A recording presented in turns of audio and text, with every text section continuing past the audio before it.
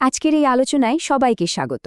আচ্ছা, কখনো কি মনে হয়েছে রসায়নবিদরা কিভাবে এত নিশ্চিত হয়ে বলেন যে কোনো একটা রাসায়নিক পদার্থ মানে একটা কেমিক্যাল 100 ভাগ খাঁটি? চলুন আজ এই রহস্যটারই সমাধান করা যাক। ধরুন একজন বিজ্ঞানী একটা নতুন জীবন বাঁচানো ঔষধ তৈরি করছেন। তাকে তো 100 ভাগ নিশ্চিত হতেই হবে যে ঔষধটা একদম পিওর, তাই না? না হলে তো হিতে বিপরীত হতে পারে, বিরাট বিপদ। কিন্তু তিনি এটা বুঝবেন কিভাবে? এটাই কিন্তু আমাদের আজকের আলোচনার মূল বিষয়। আজকে আমরা ঠিক কী বিষয় নিয়ে কথা বলবো চলুন দেখে নিই। প্রথমে জানব এই বিশুদ্ধতার স্ট্যান্ডার্ডটা আসলে কি। এরপর আমরা কঠিন আর তরল পদার্থের জন্য দুটো বিশেষ পরিচয়পত্র নিয়ে কথা বলবো, গলনাঙ্ক আর স্ফুটনাঙ্ক। তারপর দেখব বিশুদ্ধ আর অবিশুদ্ধ পদার্থের মধ্যে পার্থক্যটা ঠিক কোথায়, আর শেষে পুরো বিষয়টা একবার ঝালিয়ে নেব। আচ্ছা, তাহলে শুরু করা যাক। ব্যাপারটা কি জানেন? প্রত্যেকটা বিশুদ্ধ জৈব যৌগের না কিছু ফিক্সড ফিজিক্যাল প্রপার্টি বা ভৌত ধর্ম থাকে। মানে এগুলো একদম কনস্ট্যান্ট, নড়চড় হয় না। আর এই ধর্মগুলোই হচ্ছে তার আসল পরিচয়পত্র, যা দেখে আমরা তাকে চিনতে পারি। আর এই যে পরিচয়পত্রের কথা বললাম, তার সবচেয়ে গুরুত্বপূর্ণ দুটো অংশ কি জানেন? গলনাঙ্ক আর স্ফুটনাঙ্ক, মানে মেল্টিং পয়েন্ট আর বয়লিং পয়েন্ট। কঠিন পদার্থের বেলায় আমরা দেখি তার গলনাঙ্ক, আর তরলের বেলায় স্ফুটনাঙ্ক। বলা যেতে পারে এই দুটোই হল বিশুদ্ধতা মাপার মূল হাতিয়ার। ঠিক আছে, তাহলে চলুন আমাদের প্রথম কেমিক্যাল ফিঙ্গারপ্রিন্ট মানে গলনাঙ্ক দিয়ে শুরু করা যাক। দেখি তো এই জিনিসটা কিভাবে কঠিন পদার্থকে চিনতে সাহায্য করে। তো এই গলনাঙ্ক বা মেল্টিং পয়েন্ট জিনিসটা আসলে কি? এটা হলো একটা খুবই নির্দিষ্ট তাপমাত্রা, যেখানে একটা পদার্থ একই সাথে সলিড আর লিকুইড মানে কঠিন আর তরল দুটো অবস্থাতেই থাকতে পারে। ভাবা যায়, এর থেকে 1 ডিগ্রি কম হলে ওটা জমে কঠিন, আর 1 ডিগ্রি বেশি হলেই গলে তরল। একটা উদাহরণ দিই, তাহলে ব্যাপারটা আরও পরিষ্কার হবে। যেমন ধরুন একেবারে খাঁটি বেনজয়িক অ্যাসিড, এর একটা একদম ফিক্স মেল্টিং পয়েন্ট আছে, আর সেটা হলো ঠিক 121 ডিগ্রি সেলসিয়াস, 1 ডিগ্রি কমও না বেশিও না।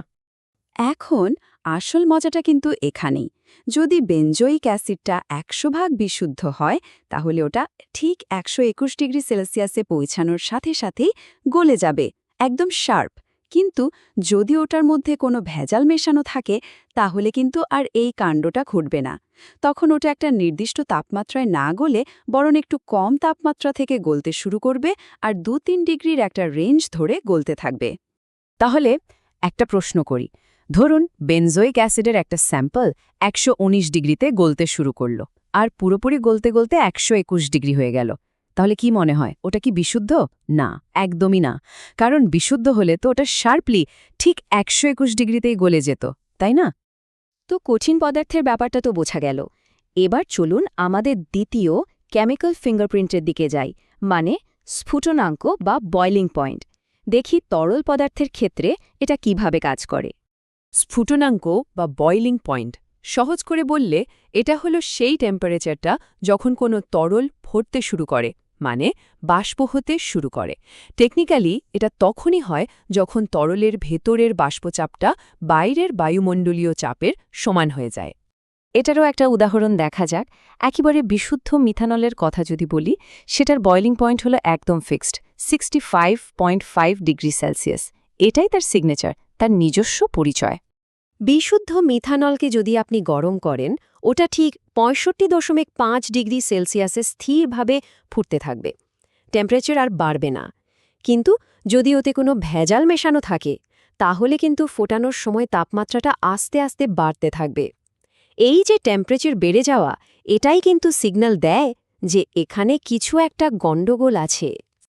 বেশ, তাহলে আমরা গলনাঙ্ক আর স্ফুটনাঙ্ক দুটোই দেখলাম। এবার চলুন বিশুদ্ধ আর অবিশুদ্ধ পদার্থের মধ্যে একটা সামনাসামনি তুলনা করে দেখি, তাহলে পুরো ছবিটা পরিষ্কার হয়ে যাবে। এর পেছনের কারণটা কিন্তু খুব ইন্টারেস্টিং। ভাবুন, বিশুদ্ধ পদার্থের অণুগুলো একদম সৈনিকের মতো সুন্দর সুশৃঙ্খলভাবে সাজানো থাকে।